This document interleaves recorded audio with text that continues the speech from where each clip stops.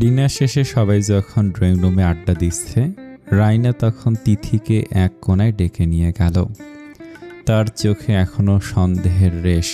তিথি, একটা কথা বলতো, তখন টেবিলে তুমি অমন করে কাবিরের গায়ের ওপর পড়লে কেন? কাবির যদি ব্যথা পেত, তোমার তো একটু সাবধানে হাঁটা উচিত। তিথি একটা লম্বা দীর্ঘশ্বাস ফেলে কপালে হাত দিল। ওর চেহারায় এমন এক ভাব ফুটিয়ে তুলল যেন সে কোনো ভৌতিক সিনেমা দেখছে। আর বলো না রাইনা আপু, তোমাকে তো বলাই হয়নি এই বাড়িতে আমার মেজো দিদির অতৃপ্ত আত্মা ঘরে না। উনি মারা যাওয়ার আগে বলে গিয়েছিলেন কাবির ভাইয়া যেন কখনো সাদা আর কালো কম্বিনেশনের পোশাক না পরে, কারণ ওনার স্বামী ঠিক এই রঙের পোশাক পরেই নিরুদ্দেশ হয়েছিলেন।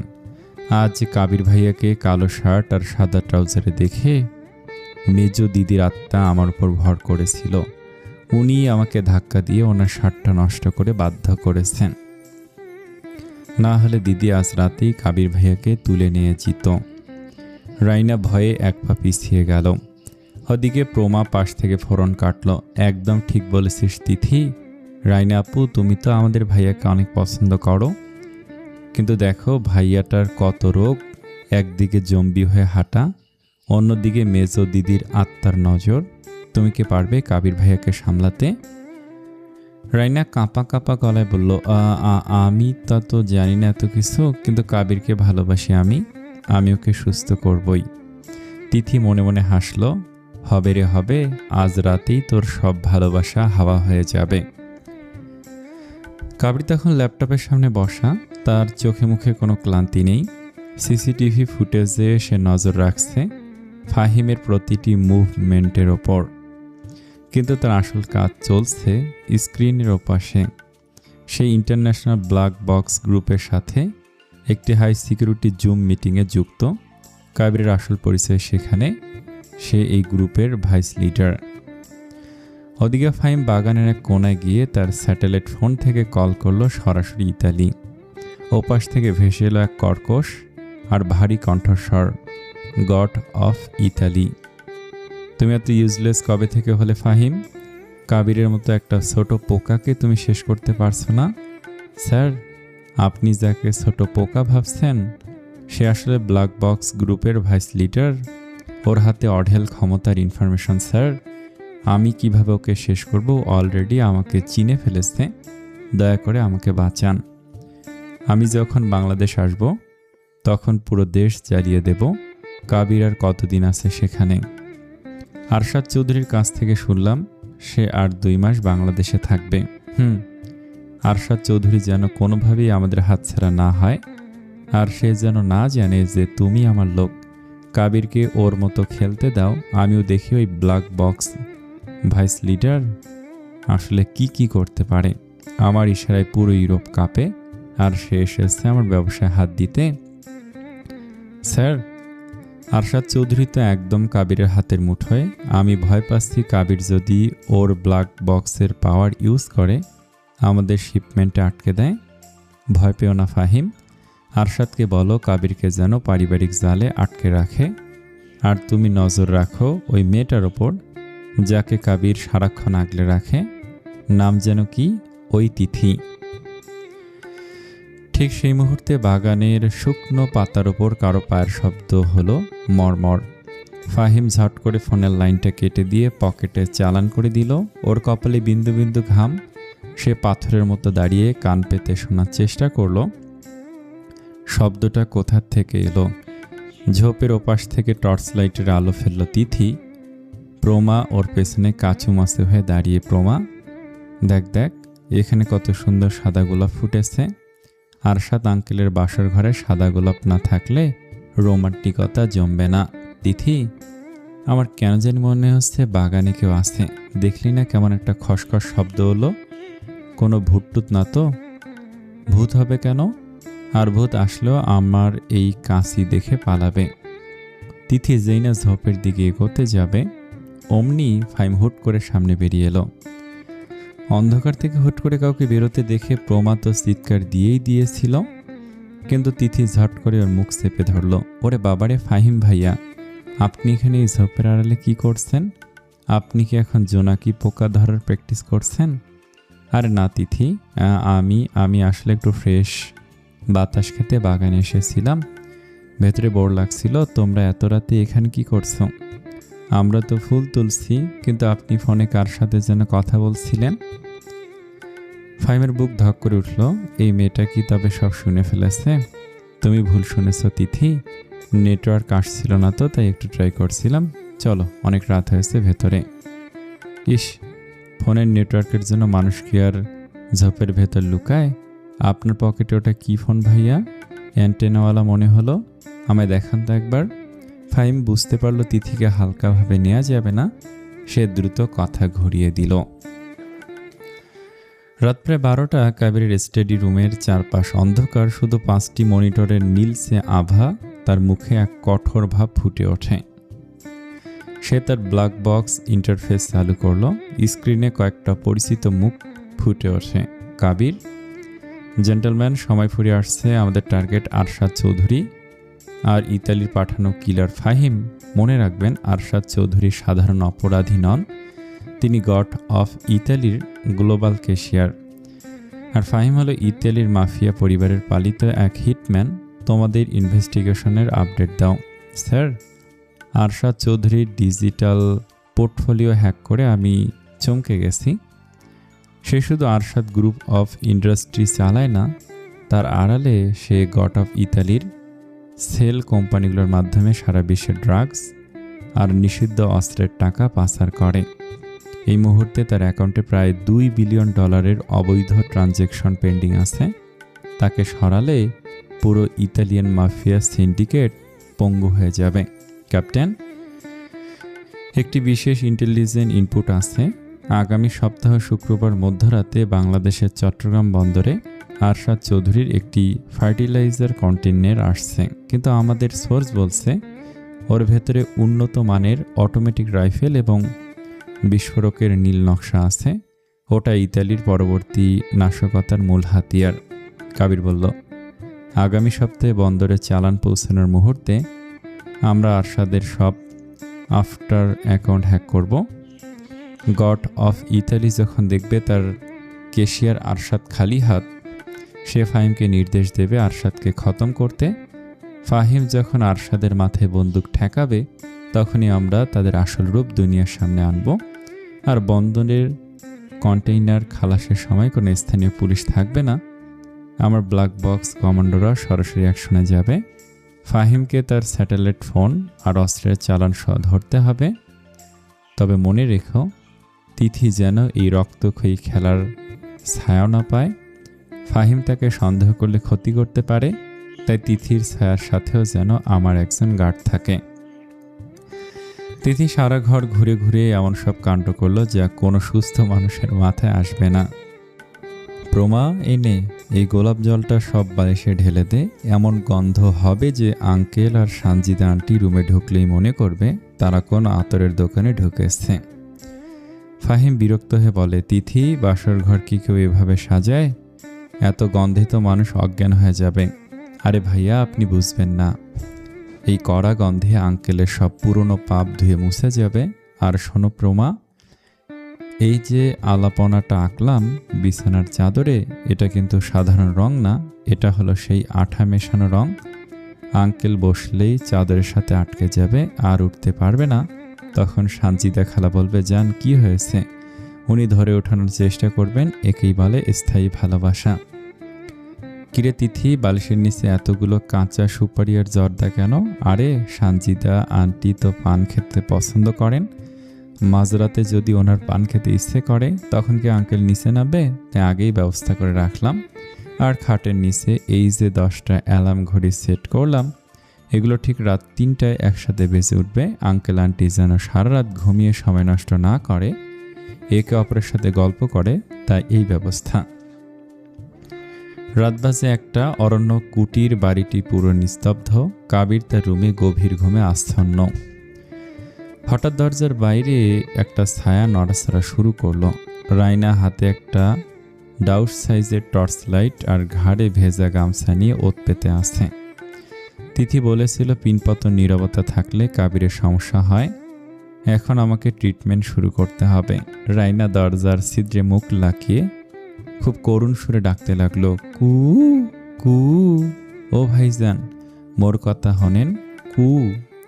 ভেতরে কাবিরের ঘুম ভেঙে গেল। সে ভাবলো হয়তো কোনো পাখি ভুল করে বারান্দায় চলে এসেছে। সে আবার পাশ ফিরে শুনল, কিন্তু রাইনা তো দমবার পাত্রী নয়। সে ভাবলো কাবিরের রোগ বোধহয় অনেক বেড়ে গেছে। এবার সে পরের ধাপে গেল। রাইনা সজোরে দরজায় লাথি মেরে ভেতরে ঢুকলো। কাবির ধরফর করে উঠে বসতেই রাইনা ওর মুখের ওপর টর্চ লাইটের কড়া ফ্লাশ মারল। রাইনা চিৎকার করে বলে, ভাইয়া আপনার পোস্ট একদম জোস হয়েছে। ও ভাইজান হুদাহুদি চিল্লাইয়েন না, জয় বাংলা জয় বাংলা। কাবির চোখ কসলাতে কসলাতে ভাবলো সে কি স্বপ্ন দেখছে নাকি সত্যি কোনো পাগলা গারদে চলে এসেছে।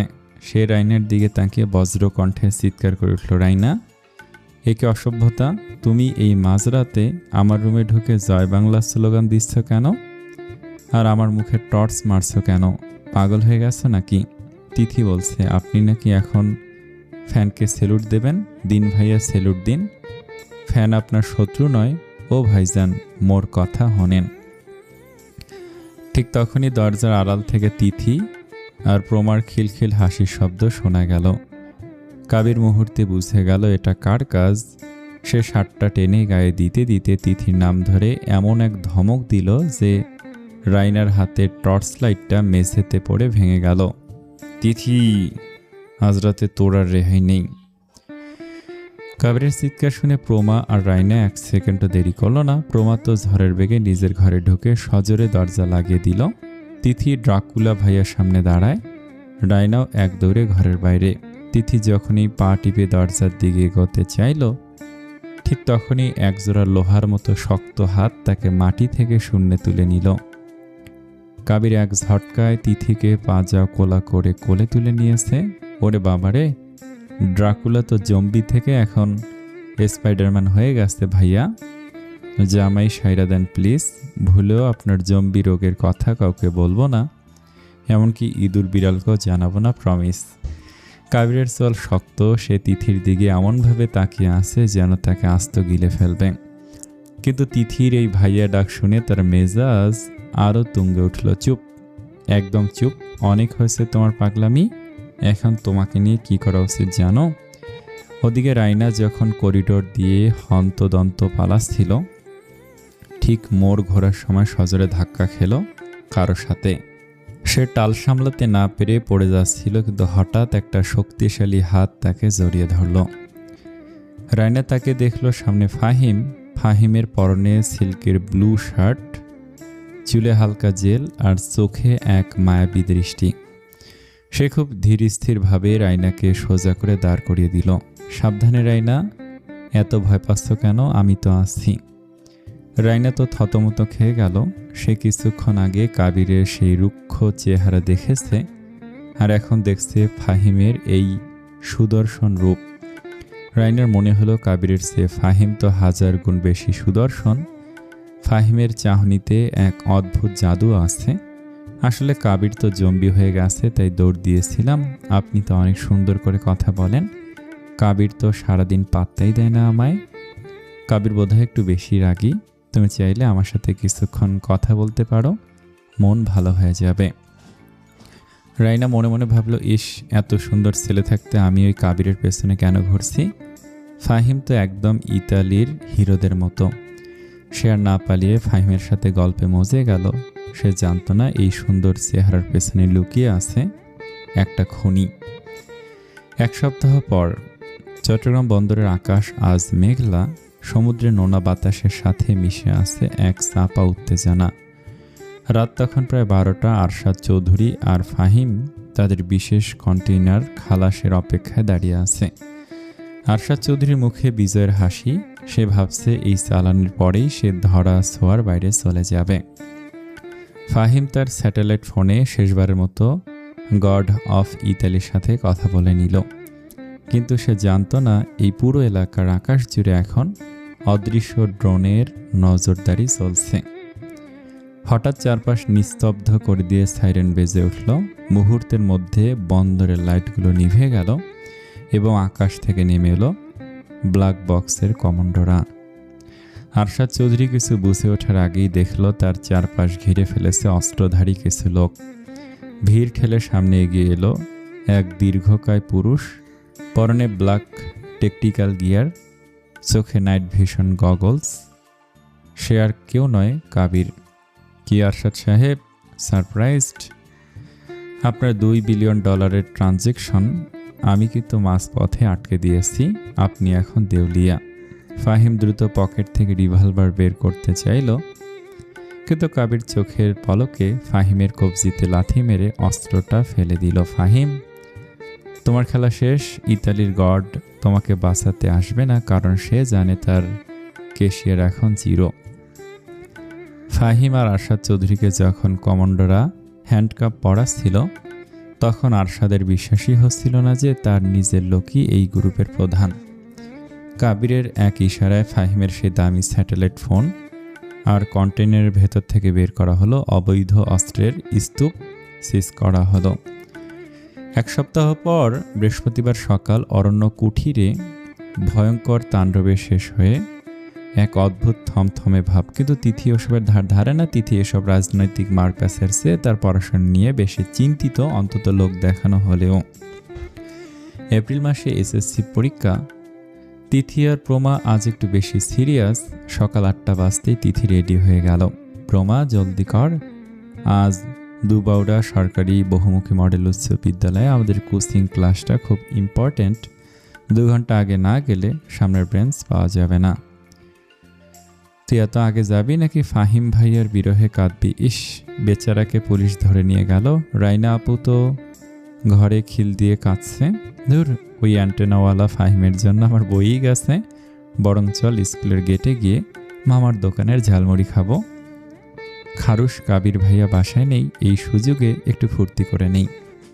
তিথি আর প্রমা চুপি চুপি অরণ্য কুটির থেকে বেরিয়ে ধোবাউড়া স্কুলের উদ্দেশ্যে রওনা দিল। তিথি ভাবল সে খুব চালাকি করে পালিয়ে আসছে, কিন্তু সে জানত না রাস্তার ওপাশে দাঁড়িয়ে থাকা একটা কালো কাঁচের গাড়ি থেকে তার ওপর নজর রাখা হচ্ছে। কাবিরের নির্দেশ ছিল তিথি ও প্রমার ছায়ার সাথেও যেন আমার লোক থাকে। তিথি যখন স্কুলের গেট পৌঁছে ঝালমুড়িওয়ালার সাথে দরদাম করছিল, তখন তার মনে হচ্ছিল কেউ একজন তাকে অনুসরণ করছে। সে বারবার পেছনে তাকাচ্ছে, কিন্তু কাউকে দেখতে পাচ্ছে না। তিথি মনে মনে ভাবল জম্বিগুলো দিনে দুপুরে বের হওয়া শুরু করলো। স্কুলের মাঠে পা রাখতেই তিথির বুকটা অজানা আশঙ্কায় ধক করে উঠল। সে জানে না এই শান্ত স্কুলের গেইটে তার জন্য নতুন কোনো বিপদ ওত পেতে আছে কিনা। রিক্সাওয়ালা মামা একটু বিরক্তি নিয়ে দাঁড়িয়ে আছেন। তিথি রিক্সার এক পাশে ব্যাগটা রেখে লাফ দিয়ে নামল। প্রমা, তুই এই রিক্সাতে উঠে বস, আমি ঝটপট চকলেট আইসক্রিম কিনে নিয়ে আসছি। আইসক্রিম ছাড়া কোচিংয়ে ওই ম্যাথ পড়া আমার মাথায় ঢোকে না। তুই যে হারে আইসক্রিম খাচ্ছিস তিথি, পরীক্ষার আগে তো খেয়ে খেয়ে আস্ত একটা মুটকি হয়ে যাবি। তিথি দাঁত কিরমির করে বলে, চুপ কর শালি, আমার খাওয়ার দিকে নজর দিলে আমিও তোকে আইসক্রিম দেবই না, একাই সব চেটে পুটে খাবো। তখন কিন্তু আমার পেছনে পেছনে ঘুরঘুর করবি না, এই বলে দিলাম। ওকে বাবা, মাফ চাইছি, কিন্তু কিচ্ছু বলবো না, তুই তাড়াতাড়ি আয়। রিক্সাওয়ালা মামা কিন্তু চিল্লাচিল্লি শুরু করেছে। তিথি দৌড়ে গিয়ে স্কুলের গেটের পাশের দোকানদারকে 2টো বড় চকলেট আইসক্রিম অর্ডার দিল।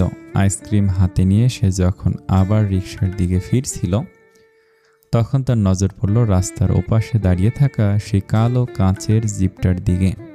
জিপের ভেতরে কাউকে দেখা যাচ্ছে না, কিন্তু তিথির মনে হলো কেউ একজন লেন্স দিয়ে তাকে মেপে নিচ্ছে। তিথি তড়িঘড়ি করে রিক্সায় উঠে এক হাতে আইসক্রিম প্রমার দিকে বাড়িয়ে দিল।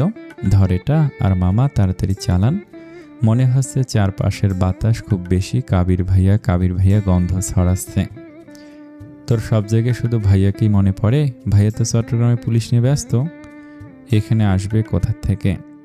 তিথি কোনো উত্তর দিল না। সে রিক্সায় বসে মনের সুখে আইসক্রিম খাচ্ছে আর ভাবছে দুবাউড়া স্কুলের ওই বড় মাঠের কোনায় আজ ক্লাস শেষে একটু আড্ডা দেওয়া যাবে। কিন্তু সে জানতো না ওই কালো জিপটা তখনও ধীর গতিতে তাদের রিক্সার পিছু পিছু আসতে শুরু করেছে।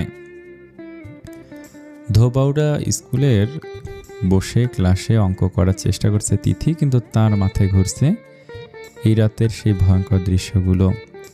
অরণ্য কুটিরে যা ঘটে গেছে তা কোনো সিনেমার চেয়ে কম ছিল না। অরণ্য কুটিরের ড্রয়িং রুমে তখন থমথমে নীরবতা। চট্টগ্রাম বন্দর থেকে অপারেশন শেষ করে কাবির যখন সশরীরে বাড়িতে এসে দাঁড়ালো, তখন তার পরনে সেই ব্ল্যাক টেকটিক্যাল গিয়ার যা দেখে বাড়ির সবাই পাথর হয়ে গিয়েছিল। কাবির শান্ত স্বরে সবার সামনে নিজের আসল পরিচয় তুলে ধরল। সে গত 5 বছর ধরে ইতালির আন্তর্জাতিক underground agent network black box গ্রুপের ভাইস লিডার হিসেবে কাজ করছে। আরশাদ চৌধুরীকে হাতে নাতে ধরার জন্য সে এতদিন এই জাল বুনেছিল। সবচেয়ে বড় ধাক্কাটা খেয়েছিলেন প্রিয়ার স্বামী ইমরান। নিজের ছোট ভাই ফাহিম যে একজন ইতালিয়ান মাফিয়া কিলার, এটা শোনার পর তিনি কান্নায় ভেঙে পড়েন। নিজের ভাইয়ের এমন অপকর্মের কথা শুনে তিনি এতটাই লজ্জিত যে কারোর দিকে তাকাতে পারছেন না। তবে কাবিরের এই সাহসিকতা আর দেশের প্রতি দায়বদ্ধতার কথা শুনে পরিবারের সবাই গর্বিত। এমনকি প্রিয়ারও তার চোখের জল মুছে কাবিরকে জড়িয়ে ধরেছে। এদিকে রাইনার অবস্থা সবচেয়ে করুণ। গত কয়েকদিনে সে কাবিরকে একপাশে সরিয়ে রেখে সুদর্শন ফাহিমকে মন দিয়ে বসেছিল। এখন ফাহিমকে পুলিশ হাতকড়া পরিয়ে নিয়ে গেছে শুনে রাইনা সোফায় শুয়ে পা ছুড়ে কান্নাকাটি করছে। আমার ইতালিয়ান হিরো রে, কেন তুই এমন ডাকাত হলি? আমার কপালটাই পোড়া, কাবিরকে ছেড়ে আমি চোর ফাহিমের প্রেমে পড়লাম। এখন আমি মুখ দেখাবো কি করে? তিথি আর প্রমা তাকে সান্ত্বনা দিতে গিয়ে হিমশিম খাচ্ছিল। যদিও তিথি মনে মনে হাসছিল রাইনার এই মিনিটে মিনিটে প্রেমিক বদলানোর স্বভাব দেখে। এসব ঝামেলা থেকে মুক্তির জন্য রাইনাকে গতকাল রাতেই ফ্লাইটে করে পাঠিয়ে দেওয়া হয়েছে তার মাতৃভূমিতে। কাজটি করেছে একমাত্র সাহসী নায়ক কাবির। কাবির দৃঢ় কণ্ঠে বলল, এতক্ষণে যেসব কথা আমার মুখে শুনলে সবই সত্য। এখন থেকে বাংলাদেশে থাকার তোমার কোনো কারণ দেখছি না। সানজিদা খালাকে আমি বলে দিয়েছি উনি ওনার বাপের বাড়ি চলে যাবে। রাত 12টার ফ্লাইট, আশা করি নির্দ্বিধায় তুমি চলে যাবে। আর হ্যাঁ, আর একটা কথা তিথি, আমার বিবাহিত স্ত্রী, আমাদের বিয়ে হয়েছে প্রায় 6-7 বছর আগে। তোমার বাবাকে ধরার জন্য এসব কিছু আমার পূর্ব পরিকল্পনা শুনেছ? রাইনা ফুপিয়ে কাঁদে বলে, বিশ্বাস করো কাবির, আমি তোমাকে অনেক ভালোবাসি। আই লাভ ইউ এ লট কাবির।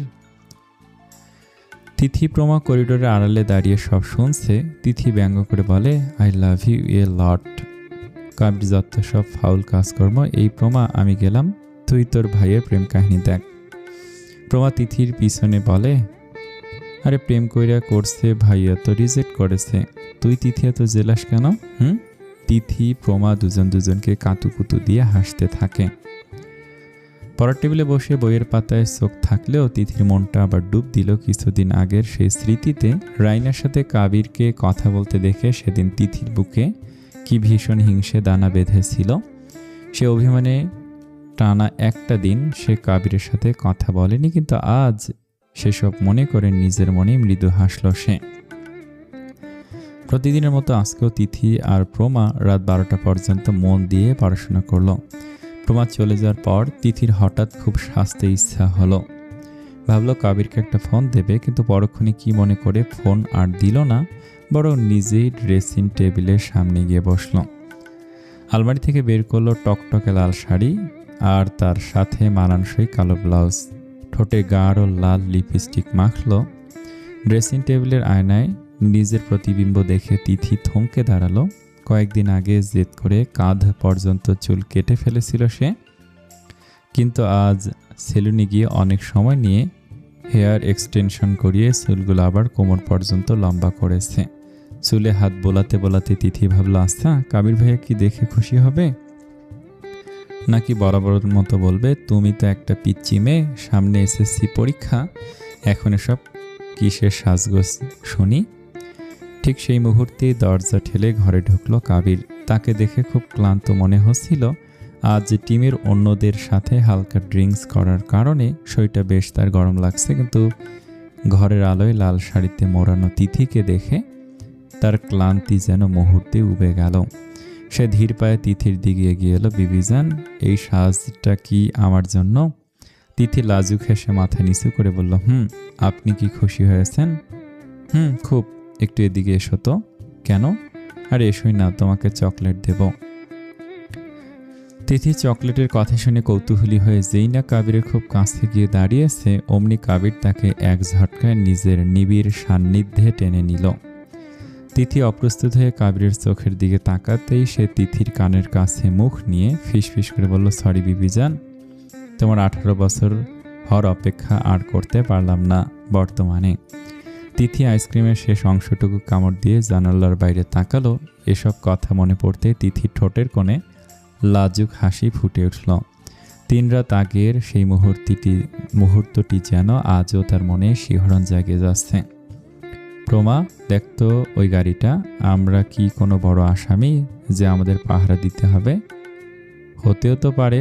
তুই যে হারে রাইনাপুর মাথায় ভূত আর অতৃপ্ত আত্মার গল্প ঢুকিয়েছিলি, ভাইয়া হয়তো ভাবছে তুই যে কোনো সময় কোনো ইন্টারন্যাশনাল ক্রাইম করে বসবি। চুপ কর, এখন তো আরও ভয় লাগছে। ওই রাতে ভাইয়াকে ওই পোশাকে দেখার পর থেকে আমার কেমন যেন বুক ধকধক করছে। খারুস লোকটা যে এত বড় অফিসার, আগে জানলে তো ঘাড় কামড়ানোর বদলে অন্য কিছু করতাম। ঠিক তখনই ক্লাসের দরজায় কারো ছায়া পড়ল। স্কুলের দপ্তরি এসে জানালো প্রধান শিক্ষক তিথি আর প্রমাকে তার রুমে ডেকে পাঠিয়েছেন। তিথি প্রমার হাত শক্ত করে ধরল। প্রমা, ওই কালো গাড়ির ভেতর থেকে কেউ আমাদের নামে কমপ্লেন করেছে। চল, আজ মনে হয় কপালে শনিদশা আছে। 2 বান্ধবী ভয়ে সিটিয়ে গিয়ে প্রধান শিক্ষকের রুমের দিকে হাঁটা দিল। তিথির ষষ্ঠ ইন্দ্রিয় বলছে বড় কোনো রহস্য হতে যাচ্ছে এই ধোবাউড়া স্কুলেই।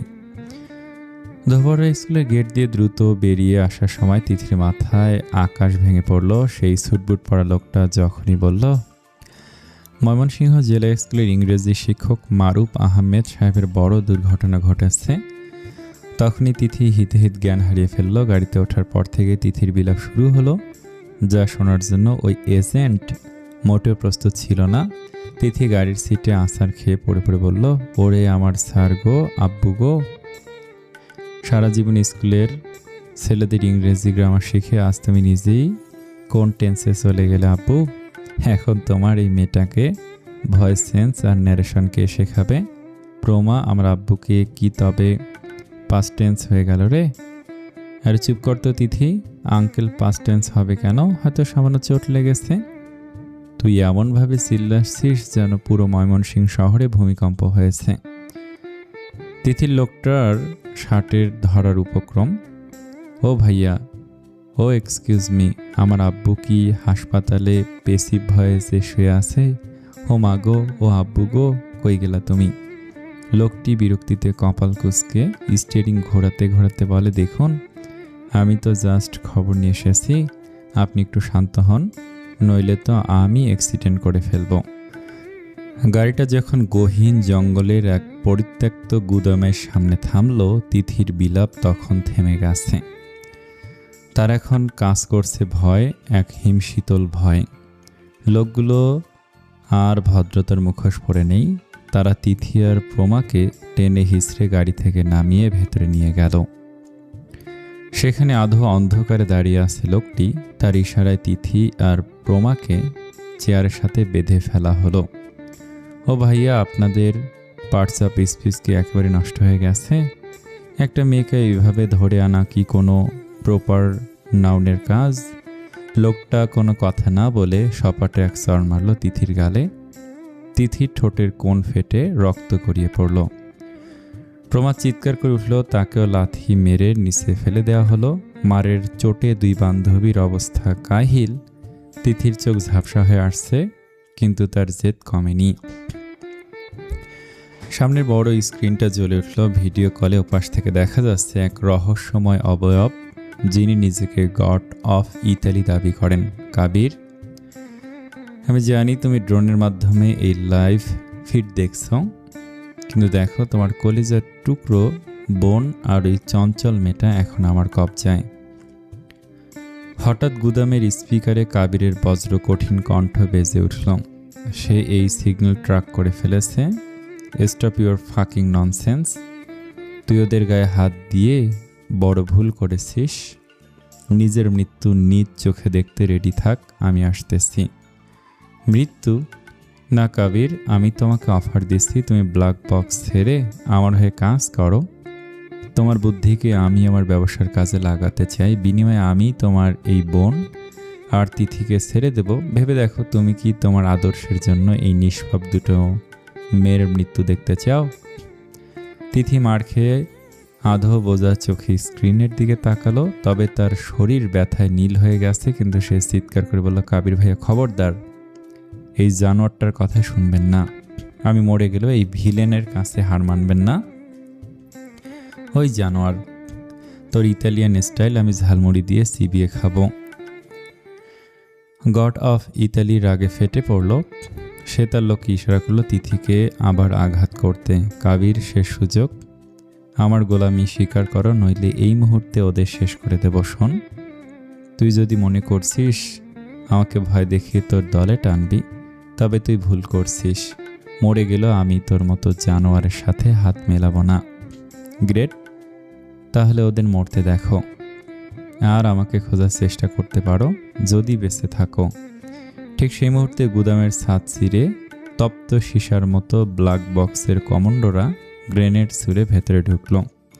টিয়ারশেলের ধোঁয়ায় চারপাশ অন্ধকার হয়ে গেল। কাবির স্বয়ং হাতে রাইফেল নিয়ে ঝড়ের গতিতে ভেতরে ঢুকল।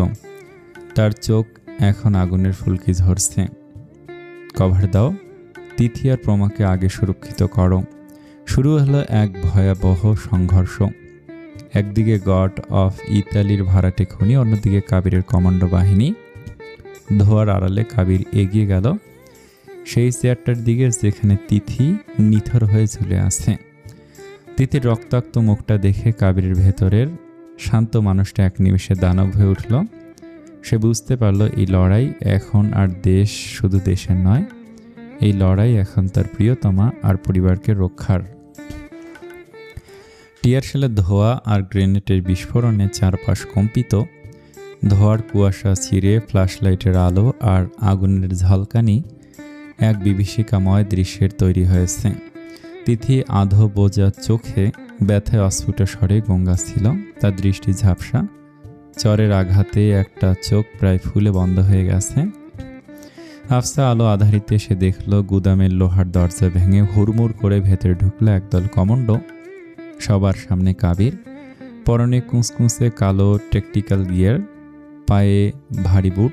তার চেহারা আজ কোনো দয়া বা মায়া নেই, আছে কেবল ক্রোধ।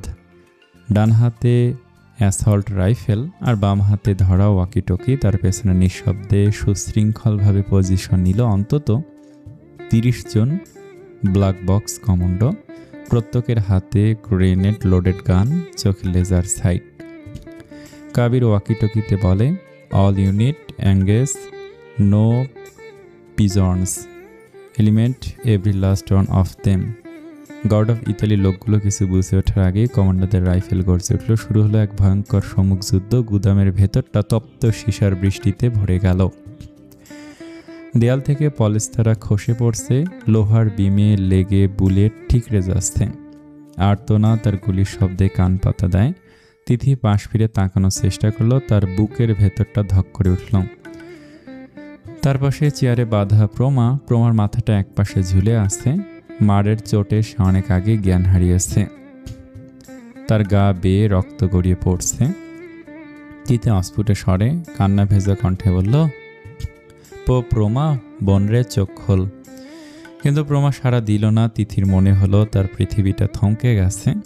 সে আবার সামনের দিকে তাকালো। কাবির তখন বাঘের মতো লড়ছে। একটা পিলারের আড়ালে কভার নিয়ে সে একে একে লোকগুলোকে খতম করছে। তার প্রতিটি গুলি সঠিক নিশানায় লাগছে। তার চোখে মুখে এখন কেবল প্রতিশোধের আগুন। তিথির চেতনা আবার হারাতে শুরু করলো। সে আর চোখ ধরে রাখতে পারল না। ময়মনসিংহের সেই পরিত্যক্ত গুদাম এখন ধ্বংসস্তূপ। বারুদের গন্ধ আর ধোঁয়ায় বাতাস ভারী হয়ে আছে। কাবিরের কমান্ডোরা পুরো এলাকা তছনছ করে ফেলল, কিন্তু গড অফ ইতালির কোনো চিহ্ন পাওয়া গেল না। এই মাফিয়া নেতা বুঝতে পেরেছিল যে কাবির তার লোকেশন ট্র্যাক করে ফেলেছে। তাই সংঘর্ষ শুরু হওয়ার ঠিক কয়েক মিনিট আগেই সে গোপন সুড়ঙ্গ পথে পালিয়ে যায়। কাবির দাঁতে দাঁত চেপে গুদামের ভেতরটা একবার দেখে নিল। তার চোখে এখন কেবল তিথি আর প্রমাকে খুঁজছে। প্রমাকে পাওয়া গেল একটা কোনায় নিথর অবস্থায়। তার শ্বাস চলছে, কিন্তু অতিরিক্ত রক্তক্ষরণে শরীরটা সাদা হয়ে গেছে।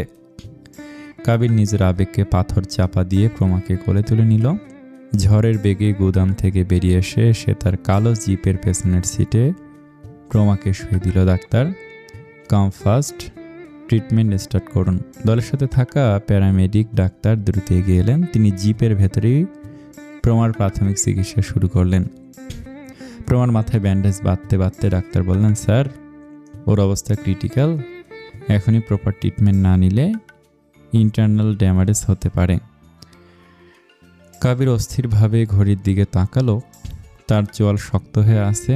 রানা, তুমি ওকে নিয়ে এখনই আমাদের সেফ হাউসের ক্লিনিকে রওনা হও, কোনো ভুল যেন না হয়। রানা জিপ নিয়ে ধুলো উড়িয়ে বেরিয়ে গেল। এবার কাবিরের মনে পড়ল তিথির কথা। ওই মেয়েটাকেও তো সে একটু আগে পিলারের কাছে দেখেছিল। প্রমাকে বাঁচাতে গিয়ে তিথিকে সে এক মুহূর্তের জন্য আড়ালে রেখেছিল। কাবির দ্রুত পায়ে আবার গুদামের ভেতর ঢুকলো।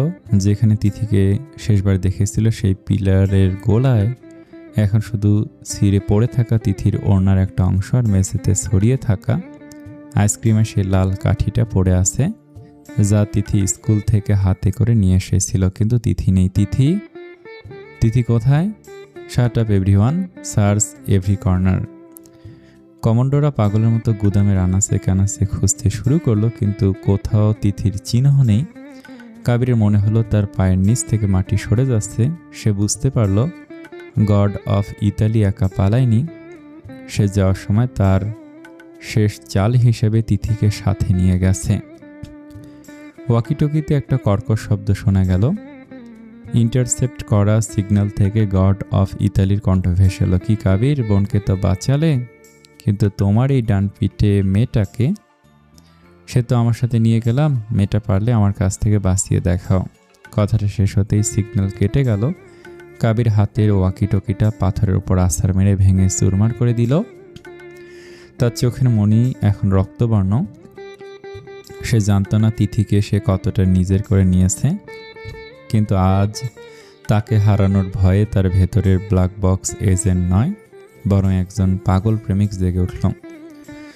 তুই ভুল করেছিস। তিথিকে হাত দিয়ে তুই তোর নিজের চিতায় আগুন জ্বালিয়েছিস। তোকে আমি ইতালির মাটিতেই দাফন করব। ময়মনসিংহের এই জনমানববিহীন প্রান্তরে দাঁড়িয়ে কাবির আজ শপথ নিল, হয় তিথি ফিরবে, নয়তো গড অফ ইতালির পুরো সাম্রাজ্য ধুলে মিশে যাবে। ময়মনসিংহের সেই কালরাত্রির পর পেরিয়ে গেছে দীর্ঘ কয়েকটি মাস। ক্যালেন্ডারের পাতায় এখন সেপ্টেম্বর মাস চলছে। প্রকৃতিতে বসন্তের ছোঁয়া থাকলেও অরণ্য কুটিরের প্রতিটি ইটে আজ কেবল হাহাকার আর নিস্তব্ধতা। ভোর 6টা। কুয়াশার পাতলা চাদর তখনও পুরোপুরি সরেনি। অরণ্য কুটিরের সদর দরজায় এসে থামল পুলিশের একটি জিপ। গাড়ি থেকে নেমে এক দীর্ঘদেহী যুবক তাকালো। পরনে পুলিশের স্পেশাল ফোর্সের নেভি ব্লু ইউনিফর্ম, কাঁধে কমান্ডের র্যাঙ্ক। ব্ল্যাক বক্সের কাবির আর আজকের এই কাবির মধ্যে আকাশ পাতাল তফাত। ইতালি সে অন্ধকার জগৎ, সেই ব্ল্যাক বক্সের দাপট সব ছেড়ে দিয়েছে সে।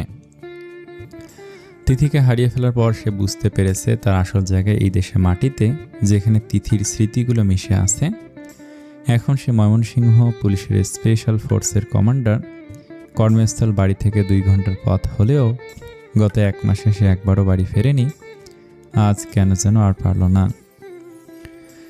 ভেতরে দরজা খুলে ভেতরে ঢুকতেই ধুলোবালি আর একাকিত্বের গন্ধ তাকে অভ্যর্থনা জানালো। কাবিরের চোখ দুটো লাল। ঠিকমতো ঘুম না হওয়ায় চোখের নিচে কালি জমেছে। সে ধীর পায়ে সিঁড়ি বেয়ে উপরে উঠে গেল।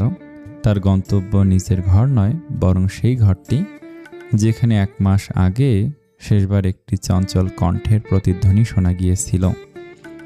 নিজের ঘরের দরজার সামনে আসতেই কাবিরের কানে বেজে উঠল, এই যে শুনছেন, এত দেরি করলেন কেন? আমি কিন্তু ভীষণ রাগ করেছি। কাবির চমকে উঠল। হৃদস্পন্দন 1 মুহূর্তের জন্য থেমে গেল তার। তিথি? সে কি ফিরে এসেছে? সে দ্রুত ঘরের ভেতরে ঢুকলো, কিন্তু না, ঘরটা ফাঁকা।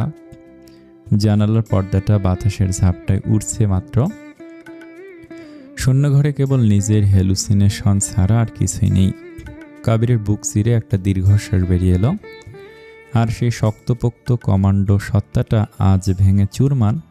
ইউনিফর্ম পরা অবস্থাতেই সে বিছানার এক কোণে ধাপ করে বসে পড়ল। তার কাপা হাতের মুঠোয় ধরা সেই লাল শাড়িটা, যা সেই রাতে তিথির পরনে ছিল। শাড়িটা নাকে চেপে ধরল কাবির। এখনও যেন তাতে তিথির সেই প্রিয় পারফিউমের মিষ্টি ঘ্রাণ লেগে আছে। হঠাৎ তার পাথরের মতো কঠিন চোখ দুটো ভিজে উঠল। দুফোঁটা তপ্ত অশ্রু টপটপ করে শাড়িটার ওপর আছড়ে পড়ল। আমি আসছি তিথি, আমি খুব কাছে পৌঁছে গেছি। ময়মনসিংহ থেকে ইতালি, যেখানেই তোমাকে লুকিয়ে রাখুক না কেন, তোমাকে আমি শপথ আনবই ফিরিয়ে। এই ইউনিফর্মের শপথ। তোমাকে ছাড়া এই কাবির আর যাই হোক ভালো নেই পাগলি, একদম ভালো নেই। পুরো বাড়িটা আবার নিস্তব্ধতায় ডুবে গেল। শুধু দূরে কোথাও একটা পাখি ডেকে উঠল, যেন জানান দিচ্ছে অপেক্ষাটা এখনো শেষ হয়নি। সময় এখন দুপুর 12টা 30 বাইরের রোদটা আজ বড্ড কড়া, কিন্তু অরণ্য কুটিরের অন্দরমহলে এক হিমশীতল শূন্যতা বিরাজ করছে। গত 1 মাসের ক্লান্তি আর নির্ঘুম রাতগুলোর ধকল সইতে না পেরে কাবির বিছানার এক কোণে ঘুমিয়ে পড়েছে। বিধ্বস্ত শরীরে ইউনিফর্মটা বদলানোর শক্তিটুকু যেন ছিল না তার। ক্লান্তিতে ঘরের দরজাটা পর্যন্ত লক করতে ভুলে গেছে সে। সারা ইয়াসমিন ঘরের ছেলের সামনে এসে দাঁড়ালেন থমকে। ঘরের ভেতরটা স্তব্ধ। তিনি ধীর পায়ে ভেতরে ঢুকে দেখলেন তার সিংহর মতো গর্জে ওঠা ছেলেটা আজ ওই লাল শাড়িটা আঁকড়ে ধরে গুটিসুটি মেরে ঘুমিয়ে আছে। ছেলের এই বিধ্বস্ত চেহারা দেখে সারা ইয়াসমিনের কলিজাটা যেন মোচড় দিয়ে উঠল। তিনি নিঃশব্দে বিছানার পাশে বসেছে, ছেলের মাথায় হাত বুলিয়ে দিলেন। মায়ের হাতের স্পর্শ পেতেই কাবির ঘুমের ঘরে বিড়বিড় করে উঠল, তিথি বিবিজান, তুমি এসেছো, প্লিজ আর যেও না, প্লিজ থেকে যাও। আমি আর তোমাকে কোনো কষ্ট দেব না। দেখো তোমার প্রিয় লাল শাড়িটা আমি কত যত্ন করে রেখেছি, প্লিজ থেকো। ছেলের আমার আর্তনাদ শুনে সারা ইয়াসমিনের চোখ থেকে টপ টপ করে পানি গড়িয়ে পড়ল। এই মেয়েটাকে তিনি নিজের মেয়ের মতো ভালোবেসেছিলেন। আল্লাহর কাছে 1000 বার হাত পেতেছেন মেয়েটার জন্য। তিনি মনে মনে ভাবলেন, হে আল্লাহ, তুমি কি তবে আমার ছেলেটাকে কঠিন কোনো পরীক্ষায় ফেলছ? হঠাৎ হাতের ওপর গরম পানির স্পর্শ পেয়ে কাবির ধরফর করে চোখ মেলে তাকালো। সামনে মাকে বসে কাঁদতে দেখে তার হুঁশ ফিরল। দ্রুত উঠে বসে মায়ের চোখ মুছিয়ে দিয়ে বলল, আম্মু তুমি কাঁদছো কেন? প্লিজ কেঁদো না, আমি কথা দিচ্ছি আম্মু, আমি ঠিক তিথিকে খুঁজে বের করব। তুমি শুধু আল্লাহর কাছে দোয়া করো। সারা ইয়াসমিন দীর্ঘশ্বাস ছেড়ে বললেন, দোয়া তো করছি রে বাবা, তবে তোকে শক্ত থাকতে হবে। আমার মায়ের মন বলছে আমার তিথিমা যেখানেই থাকুক ভালো আছে। আমার মন কখনই ভুল বলে না, তাই যেন হয় আম্মু, ওর ভালো থাকাটাই এখন আমার বেঁচে থাকার একমাত্র সম্বল। আচ্ছা এবার ওঠ, আজ তোর জন্মদিন, সেটা কি ভুলে গেলি? যা গোসল সেরে আয়, তোর আব্বুকে বলেছে ওয়েট করতে, আজ দুপুরে কিন্তু আমরা সবাই একসাথে খাবো। কাবিরের আজ কিছুই ভালো লাগছে না, তবু মায়ের কথা ফেললো না। সে উঠে দাঁড়ালো। বাথরুমে যাওয়ার আগে মায়ের দিকে তাকিয়ে বলল, আম্মু প্রমাকে বলো তো একবার আমার ঘরে আসতে, ওর সাথে আমার জরুরি কিছু কথা আছে। সারা ইয়াসমিন মাথা নেড়ে ঘর থেকে বেরিয়ে গেলেন। কাবির আয়নার সামনে গিয়ে দাঁড়ালো। নিজের প্রতিচ্ছবি দেখে নিজে চিনতে পারছে না সে। চোখের মনি লাল, গাল ভেঙে বসে গেছে। গোসল সেরে ফ্রেশ হয়ে ঘরে ফিরতেই কাবিরের বুকটা ধক করে উঠল। দেখল প্রমা বিছানার এক কোণে মুখটা মলিন করে বসে আছে। কাবিরকে দেখে সে তাকালেও তার চোখে মুখে একরাশ অপরাধ বোধ। কাবির তোয়ালে দিয়ে মাথা মুছতে মুছতে বলল, কি হয়েছে বোন? ওভাবে মুখ ভার করে বসে আছিস কেন? কাবিরের কথা শেষ হতেই প্রমা হু হু করে কেঁদে দিল। বড় ভাইয়ের কাছে এসে ভাঙা গলায় বলল, ভাইয়া সব আমার দোষ। আমরা যদি সেদিন লোকটার কাছে না যেতাম তাহলে আমাদের জীবনটা এমন হতো না। তিথি আজ আমাদের সাথেই থাকতো। কাবির বোনের মাথায় হাত রাখল। নিজের বুকের ভেতরটা হাহাকার করলেও বোনকে শান্ত করতে এক চিলতে হাসল। দূর পাগলি, এভাবে বলে না, আল্লাহ হয়তো কপালে এমনটাই লিখে রেখেছিলেন, তাই হয়েছে। তুই একদম কান্না করবি না। আমি তোকে কথা দিচ্ছি, আমি ঠিক ওকে ফিরিয়ে আনবো। প্রমা চোখের জল মুছতে একটু হেসেই ফেললো। টিপ্পনি কেটে বলল, ভাইয়া তুমি তো দেখে একদম পাগল হয়ে গেছো। তোমাকে দেখলে এখন যে কেউ বলবে ছেলেটা বড় সড়ো ছ্যাঁকা খেয়েছে। হ্যাঁ রে, অনেক বড় ছ্যাঁকা খেয়েছি, যেটা সাধারণ মানুষ সহ্য করতে পারে না, আমি সেটাই বয়ে বেড়াচ্ছি। প্রমা এবার মুচকি হেসে একটা গিফট বক্স বের করলো। তিথি নিখোঁজ হওয়ার আগে কাবিরের জন্মদিনের জন্য নিজের হাতে স্পেশাল চকলেট আইসক্রিম বানিয়েছিল। প্রমা সেটা এগিয়ে দিয়ে বলল, ভাইয়া আজ তো তোমার জন্মদিন, 6 সেপ্টেম্বর, তোমার 28 বছর পূর্ণ হলো। তিথি তোমার জন্য সেই মার্চ মাসে বানিয়ে ফ্রিজে রেখেছিল এই কেক, আর বলেছিল তোমার সারপ্রাইজ দিবে, এই নাও ওর দেয়া উপহার। কাবির পরম মমতায় বক্সটা হাতে নিল। তিথির ছোঁয়া মেশানো জিনিসটা দেখে তার চোখ দুটো আবারও ভিজে উঠল। বক্সটা খুলে তিথির হাতের কাজ দেখে বলল, বউয়ের গিফট তো পেলাম, কিন্তু আমার বোনের গিফট কোথায়? প্রমা হেসে উঠল। সে পাশ থেকে একটা বেশ বড় আকারের রুবিক্স কিউব বের করলো। দেব তো, এই নাও 2000 পার্টসের এই কিউব, দেখি তো আমার জিনিয়াস ভাই এটা সলভ করতে পারে কিনা। কাবির কিউবটা হাতে নিয়ে উল্টে পাল্টে দেখলো। সত্যি তার কিউব খেলা ছোট্ট থেকে বেশ পছন্দের ছিল। প্রমার এই কথাটা মনে আছে, এই ভেবে খুশি হয়ে বলল, খুব সুন্দর হয়েছে রে বোন, আমার কাছে পছন্দ হয়েছে খুব। প্রমা এবার একটু আমতা আমতা করে বলল, ভাইয়া আমারও একটা জিনিস চাই। কাবির হাসলো, কি স্যার শুনি। প্রমা গাল ফুলিয়ে বলল, সাদ্দাম ভাই ইদানিং আমাকে SMS করে না, কলও ব্যাক করে না, তোমার ফোনটা যদি একটু দিতে আমি একটু কথা বলতাম। কাবির কোনো কথা না বলে নিজের ফোনটা বোনের হাতে বাড়িয়ে দিল। প্রিয় মানুষের সাথে কথা বলার সুযোগ পেয়ে প্রমা একদম নেচে নেচে ফোনটা নিয়ে নিজের ঘরে চলে গেল। কাবির একা দাঁড়িয়ে রইল জানালার ধারে, হাতে তিথির বানানো চকলেট আর প্রমার দেয়া কিউব। রোজ ঝলমলে দুপুরে সে অনুভব করলো তার অন্ধকার জীবনে ভালোবাসার এই ছোট ছোট আলোই তাকে পথ দেখাচ্ছে। নিচে নামতেই কাবির দেখল লিভিং রুমে আলতাফ রহমান বসে আছেন। বাবার গম্ভীর স্নেহমাখা মুখটা দেখে কাবিরের ভেতরের অস্থিরতা কিছুটা শান্ত হলো। আলতাফ রহমান ছেলের দিকে তাকিয়ে মৃদু হাসলেন, যদিও সে হাসিতে বিষাদ মিশানো ছিল। জুমার সময় হয়ে এসেছে বাবা, চলো আজ দুজনে একসাথে মসজিদে যাই। কাবির কোনো কথা না বলে শুধু মাথা নাড়ল। সাদা পাঞ্জাবিটা গায়ে জড়িয়ে সে বাবার পাশে এসে দাঁড়ালো। দীর্ঘ কতগুলো মাস পর বাবা ছেলের এই পথ চলা। রোদের তেজ কিছুটা কমতে শুরু করেছে, কিন্তু চারপাশের বাতাসে কেমন যেন এক থমথমে ভাব। মসজিদের দিকে হাঁটা শুরু করতেই আলতাফ রহমান কাবিরের কাঁধে হাত রাখলেন। কাবির, আমি জানি তোর বুকের ভেতরটা এখন আগ্নেয়গিরির মতো জ্বলছে, কিন্তু মনে রাখিস বাবা, আল্লাহ যাকে ভালোবাসেন তাকে সবচেয়ে বড় পরীক্ষা নেন। হাদিসে এসেছে, আল্লাহ যার মঙ্গল চান তাকে তিনি দুঃখ কষ্টে পতিত করেন। কাবির মাথা নিচু করে হাঁটছিল। বাবার কথাগুলো তার কানে সীসার মতো বিঁধেছে। আলতাফ রহমান আবার বলতে শুরু করলেন, ধৈর্যের পুরস্কার কখনো বৃথা যায় না বাবা। এই যে তুই আজ তিথির জন্য হন্য হয়ে খুঁজছিস, নিজের সুখ শান্তি বিসর্জন দিয়েছিস, তোর এই আত্মত্যাগ আল্লাহ দেখছেন। আল্লাহ বলেছেন, নিশ্চয়ই কষ্টের সাথেই স্বস্তি রয়েছে। তুই তোর সাধ্যমতো চেষ্টা করছিস, এখন বাকিটা তার উপর ছেড়ে দে। আব্বু, আমি কি ওকে আর কখনো ফিরে পাবো না? কতগুলো মাস হয়ে গেল, কোনো ক্লু পাচ্ছি না। মাঝে মাঝে মনে হয় আমি পাগল হয়ে যাব। হতাশা শয়তানের কাজ। তুই তো আমার সেই সাহসী ছেলে যে কখনো হার মানেনি। মনে রাখিস, সবরের ফল হয় অত্যন্ত মিষ্টি। আল্লাহ যখন মানুষকে কোনো কিছু থেকে বঞ্চিত করেন, তখন তার বদলে আরও উত্তম কিছু দেওয়ার জন্যই করেন। তুই শুধু তোর ঈমান আর ধৈর্য ধরে রাখ, ইনশাআল্লাহ কুয়াশা কেটে একদিন সূর্য উঠবেই। মসজিদের ভেতর থেকে আজানের ধ্বনি ভেসে এলো। আলতাফ রহমানের হাত ধরে কাবির মসজিদের সিঁড়িতে পা রাখল। আজ যে সে শুধু নিজের জন্য নয়, তার সে অভিমানী বিবিজানের জন্য প্রাণ খুলে দুহাত তুলে প্রার্থনা করবে। মসজিদের শান্ত পরিবেশে এসে কাবিরের মনে হলো হয়তো সত্যি ধৈর্য ধরলে একদিন সব ঠিক হয়ে যাবে। মসজিদের ভেতর পিন পতন নীরবতা। কাবির কাতারবন্দি হয়ে বসে আছে। ইমাম সাহেব মিনারে দাঁড়িয়ে খুতবা শুরু করেছেন।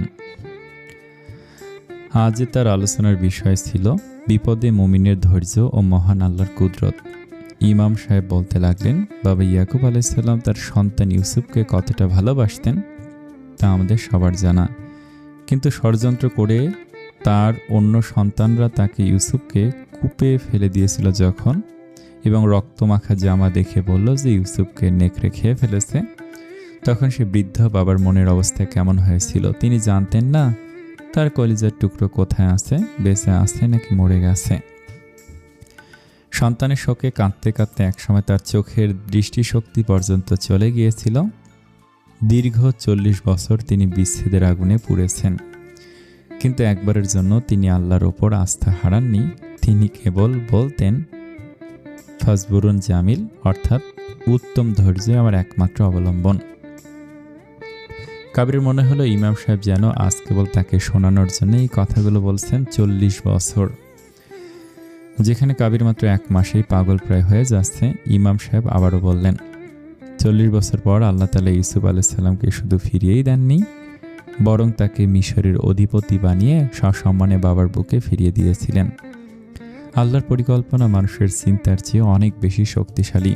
ধৈর্য ধরলে আল্লাহ শুধু হারিয়ে যাওয়া জিনিসই ফিরিয়ে দেন না, বরং তার চেয়ে উত্তম কিছু দান করেন। খুতবা শেষে যখন মোনাজাত শুরু হলো, কাবির আর নিজেকে ধরে রাখতে পারল না। দুহাত তুলে অঝরে কাঁদতে লাগলো সে।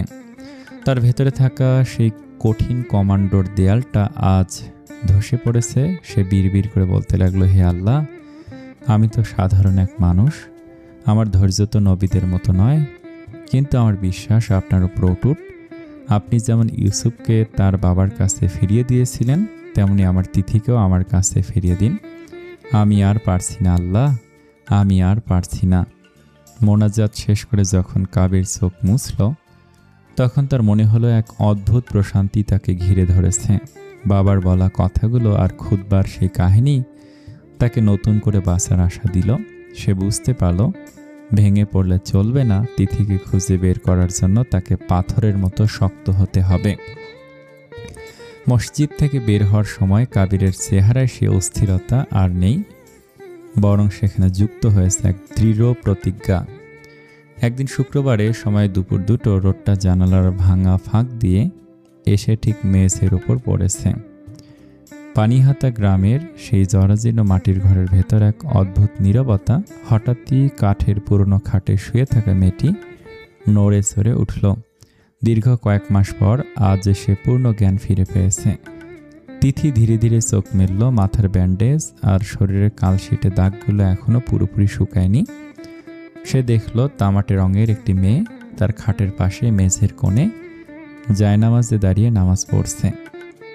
তিথি খুব কষ্টে উঠে বসার চেষ্টা করল। তার পুরো শরীর অবশ, ব্যথায় হয়ে আসছে। নামাজ শেষ করে জিম যখন সালাম ফেরালো, তখন দেখল তিথি বড় বড় চোখে তার দিকে তাকিয়ে আছে। জিম আনন্দে আত্মহারা হয়ে চিৎকার করল, আম্মা, ও আম্মা, দেখা যান, আমাগো নূর কথা কইতে চায়। রান্নাঘর থেকে হন্তদন্ত হয়ে ছুটে এলেন রোজিনা বানু। পেছনে 10 বছরের ছোট ছেলে সাইফ। তিথি ফ্যালফ্যাল করে সবার দিকে তাকিয়ে রইল। তার স্মৃতি থেকে সব মুছে গেছে, সে কিছুতেই চিনতে পারছে না। আপনারা কারা? এইমাত্র ও জিম কি করলো, কি পড়লো ওটা? রোজিনা বানু তিথির মাথায় হাত বুলিয়ে পরম মমতায় বললেন, মাগো, ও শুকরানা নামাজ পড়লো। আল্লাহ তোমারে আমাগো সিলায় আজরাইলের হাত থেকে বাঁচাইয়া ফিরাইয়া আনছে, তাই আল্লাহর কাছে মাথা নত করল। তিথি অবাক হয়ে তাকিয়ে রইল। রোজিনা বানু জানতেন, ডাক্তার আগেই বলে দিয়েছেন মেয়েটির স্মৃতিশক্তি হয়তো থাকবে না, তাই তিনি মনে মনে ঠিক করে রেখেছেন এই মেয়েটিকে তিনি নিজের মেয়ের পরিচয় দেবেন, যাতে বাইরের কেউ তাকে নিয়ে কোনো কথা বলতে না পারে। আমি তোর আম্মা লাগিমা, এই যে জিম, ও তোর বড় বোন, আর এই ছেলেটা তোর ভাই সাইফ। তোর নাম হইল মেহজাবিন নূর, বুঝছ? হ নূর, তুমি সুস্থ হয়েছ দেখা আমরাও মেলা খুশি। তুমি কিছু চিন্তা করো না। তিথি যেন নিজের মনেই নামটা আড়ালো, মেহজাবিন নূর, আমার নাম নূর, তুমি আমার বোন, আপনি আমার আম্মা, আর ও আমার ছোট ভাই। রোজিনা বানু মৃদু হাসলেন। তিথি তার পরিবারের পরিচয়টি খুব সহজেই গ্রহণ করে নিল। তিথি তাদের মতোই সহজ সরল, গ্রাম্য ভাষায় কথা বলতে শুরু করলো। রোজিনা বানুর স্বামী আমজাদ মিয়া দিনে মজুরের কাজ করেন। এতগুলো মাসে 500 কি 1000 টাকা বাঁচিয়ে তিনি তিথির চিকিৎসা করিয়েছেন। নূর আনতে পান্তা ফুরানো এই সংসারে নূরকে ফিরে পাওয়া যেন এক বিরাট নিয়ামত। দুপুর 3টা, জরাজীর্ণ মাটির ঘরের দাওয়ায় পাটি বিছিয়ে সবাই খেতে বসেছে। তিথি একপাশে দুপা ছড়িয়ে বসতে জিম থেকে আলতো করে টেনে ঠিক করে বসিয়ে দিল। নূর, তুমি এমনি বসো না, আমাদের নবী সাল্লাল্লাহু আলাইহি সাল্লাম এমন বসতে নিষেধ করেছেন। তিনি কেমনে বসতো জানো? তিথি বড় বড় চোখ করে তাকালো। জিম বলতে লাগলো, রাসূল সাল্লাল্লাহু আলাইহি সাল্লাম বলেছেন, আমি হেলান দিয়ে ভোজন করি না, সেই বুখারী। তিনি সাধারণত 1 হাঁটু খাড়া করে অথবা 2 হাঁটু পেতে বসতেন, এইটাই সুন্নত। তিথি মাথা নেড়ে বলল, ওনার নাম কইলে জানি সাল্লাল্লাহু আলাইহি সাল্লাম কইতে হয়, তাই না আপা? হ্যাঁ, যে ব্যক্তি নবীর ওপর একবার দুরূদ পড়ে আল্লাহ তার ওপর 10 বার রহমত নাজিল করেন। সুবহানাল্লাহ, এইটাই দুরূদের পুরস্কার। তিথি ঘরের ভেতরটা দেখলো, মাত্র 2টো ভাঙা খাট আর কোনায় কয়েকটা হাঁড়ি পাতিল। এটাই এদের পৃথিবী। এমন সময় আমজাদ মিয়া ক্ষেত থেকে কাজ সেরে ফিরলেন।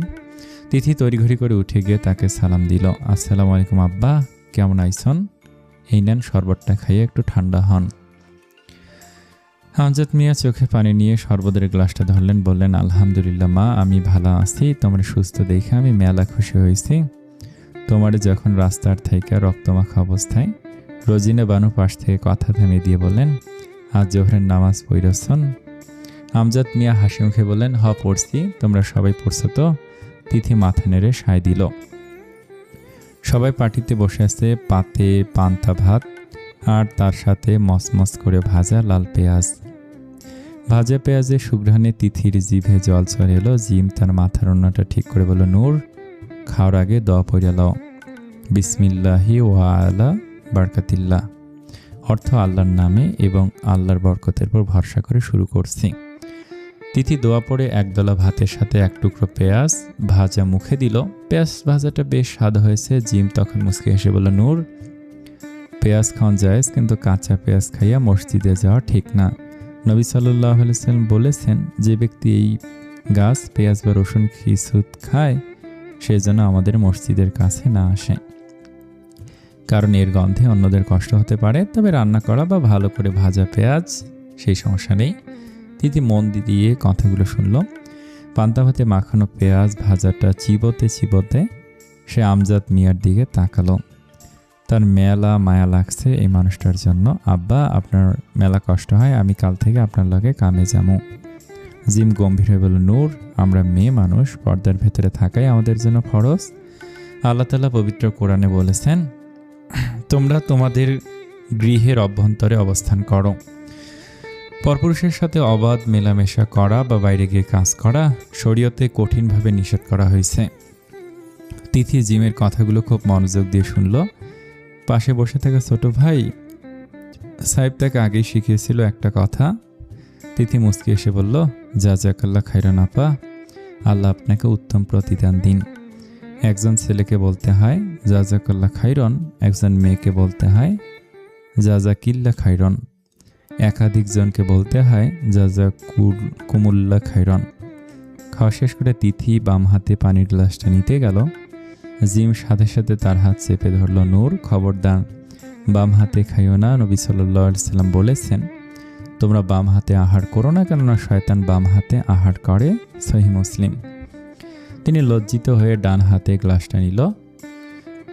পানি খেয়ে সে এক গভীর তৃপ্তির নিঃশ্বাস ফেলল। স্মৃতি না থাকলেও এই দরিদ্র পরিবারের ভালোবাসা আর ইসলামের এই ছোট ছোট শিক্ষা তাকে এক নতুন শান্তির সন্ধান দিচ্ছে। সে জানে না তার আসল পরিচয়, কিন্তু নূর নামটা তার এখন খুব আপন মনে হচ্ছে। সময় এখন বিকেল 4টা। রোদের তেজ কমে আসায় পাহাড় ঘেরা পানিহাতা গ্রামে হালকা শীতল বাতাস বইছে। রোজিনা বানু মাটির চুলায় রাতে রান্না বসায়। পাহাড় থেকে তুলে আনা পালং শাক, ছোট মাছ ভাজি, রান্না শেষে ভাত বসান।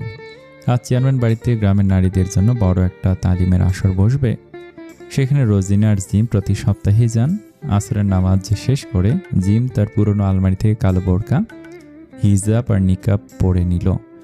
সাহেব তখন উঠোনে একটা টায়ার নিয়ে দৌড়াদৌড়ি করে খেলছে। পানিহাতা গ্রামের এই বাড়িটি অতি সাধারণ হলেও এর পরিপাটি ভাবটা চোখে পড়ার মতো। মাটির দেয়াল, উপরে টিনের চালা, আর বাড়ির সীমানা ঘিরে রাখা হয়েছে চটের বস্তা দিয়ে, লম্বা এক বেড়া দিয়ে। মাঝখানে বিশাল এক উঠান, যেখানে বিকেলে নরম আলো লুটিয়ে আছে। তিথি জিমকে তৈরি হতে দেখে তার পিছু যাওয়ার জন্য পা বাড়ালো। জিম থমকে দাঁড়িয়ে নূরের তিথির দিকে তাকে বলল, নূর, আমগলকে চেয়ারম্যান বাড়ির তালিমে যাইতে চলে যাও, তবে ঘরে গিয়ে আম্মার বোরকা, হিজাব আর নিকাব পরে আইসো। তিথি নিজের সতীর জামাটার দিকে তাকিয়ে কিছুটা অবাক হয়ে বলল, কেন আপা, এই সুন্দর জামাটা পরে তো তোমার লাগে যাওয়া যায়, ওইসব ভারী কাপড় আবার পরম কেন? নূর, শোনো, পরপুরুষের নজর বিষাক্ত তীরের মতো। নবী সাল্লাল্লাহু আলাইহি সাল্লাম বলেছেন, নারী হলো গোপন বস্তু।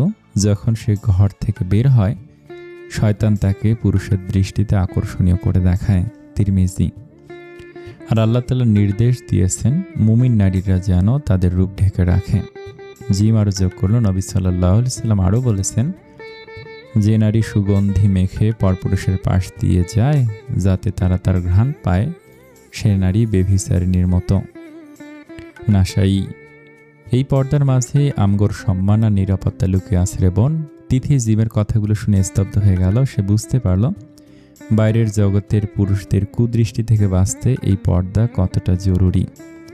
সে ভদ্রমের মতো ঘরের ভিতর গিয়ে রোজিনা বানুর রাখা একটা বোরকা আর নিকাব পরে নিল। যখন সে নিজেকে পূর্ণ পর্দার আড়ালে ঢেকে উঠোনে এসে দাঁড়ালো, রোজিনা বানু তৃপ্তির হাসি হেসে বলেন, মাশাআল্লাহ, আমার নূর মাজান রে, আজকে একদম জান্নাতের হুর মনে হইতাছে। পর্দার ভিতরে নারীর আসল রূপ ফুটে ওঠে। মা, পাশ থেকে সাহেব খিলখিল করে হেসে উঠল। সে তার নূর আপার দিকে তাকে জিভ বের করে ভেঙে বলল, ধুর, নূর আপারে একদম পেতনি পেতনি লাগতেছে, কুসকুসে কালো পেতনি একটা। তিথি হা হা করে হেসে ফিরল। সাইফের এই দুষ্টুমি আর জিমের শাসন সব মিলিয়ে এই অভাবের সংসারও সে এক অদ্ভুত শান্তির দেখা পাচ্ছে। আসসালামু আলাইকুম। কি অবস্থা? আপনারা এই গল্পটা কেন ভালোবাসতেছেন না এবং লাইক করতেছেন না? এই গল্পটা তো অনেক ভালো।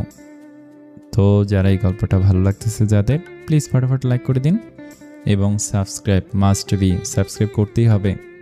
আসসালামু আলাইকুম, ভালো থাকবেন।